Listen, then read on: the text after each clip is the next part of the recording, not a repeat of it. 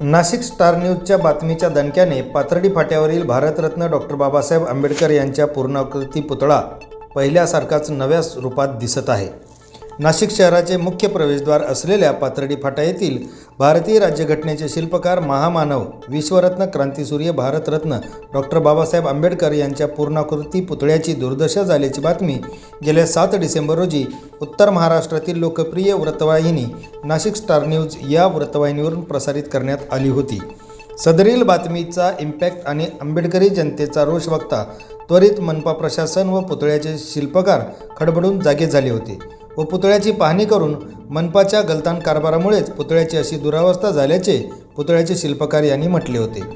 पुतळ्याची सविस्तर पाहणी करून पुतळा दुरुस्तीचे काम लवकरात लवकर हाती घेतले होते. सदर पुतळ्याच्या दुरुस्तीचे काम लवकरात लवकर मार्गी लावून आंबेडकरी जनतेचा रोष कमी करण्याचा प्रयत्न केला जात आहे. डॉक्टर बाबासाहेब आंबेडकर यांच्या पूर्णाकृती पुतळा पहिल्याप्रमाणेच नव्या रूपात बघायला मिळत आहे. नाशिक स्टार न्यूजसाठी प्रतिनिधी राजेंद्र दोंदे, नवीन नाशिक.